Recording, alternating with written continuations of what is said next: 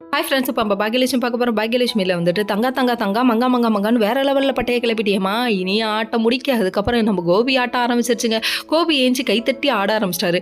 அதுக்கப்புறம் பார்த்தா வின் பண்ணது யார்? நம்ம இனியா பாரு ஃபஸ்ட்டு பிளேஸ் அப்படின்ட்டாங்க. ஐயய்ய, இவங்க பின்றாப்பா நோட் பண்ணுங்கடா அப்படிங்கிற மாதிரி ஆச்சு. அதுக்கப்புறம் கடைசியில் பார்த்தா என்னோட டேடியும் என்னோட மம்மியும் நான் கூப்பிட்டு வரணும்னு சொல்ல, அதுக்கப்புறம் கீழே வந்து ஒரு 2 நிமிஷம் சென்டிமெண்ட்டாக பேச, அதுக்கப்புறம் இவங்க ஆனந்தப்படுறாங்களாமா. கடைசியில் நம்ம இனியா லட்டு இருக்கு, அது நினச்சதை சாதிச்சிச்சுங்க. அதுக்கப்புறம் நம்ம அவங்க அப்பாவையும் அவங்க அம்மாவையும் ஸ்டேஜுக்கு கூட்டு போனோடனே இவங்க என் டேடி, இவங்க என் மம்மி அப்படின்னு சொல்ல, இது எப்படி இருக்குது தெரியுமா?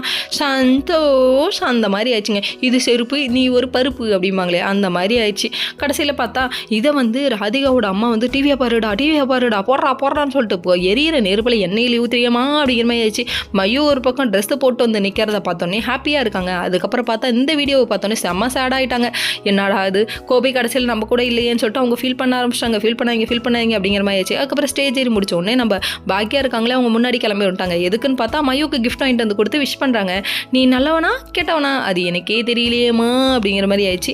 அதுக்கப்புறம் கடைசியில் வந்துட்டு நீ இப்படி பண்ணுறீங்கன்னு சொல்லிட்டு பாக்கியாட்ட கோச்சிக்கிறாங்க. நீ என்ன புரிஞ்சுக்காத வரையும் எனக்கு சந்தோஷம் தான் அப்படிங்கிற மாதிரி இவங்க சொல்லிட்டு கிளம்பி போயிட்டாங்க. இன்னொரு பக்கம் பாக்கியாவுக்கு பிடிச்சதெல்லாம் வாங்கிட்டு வந்து கோபி அசத்துறா இருப்பா.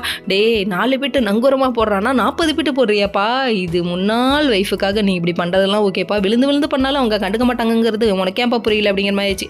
அதுக்கப்புறம் டின்னர் வாங்கிட்டு வந்து கொடுத்தா மட்டும் நான் வாங்கிடுவேன், நான் மயங்க மாட்டேனே அப்படிங்கிறாங்க.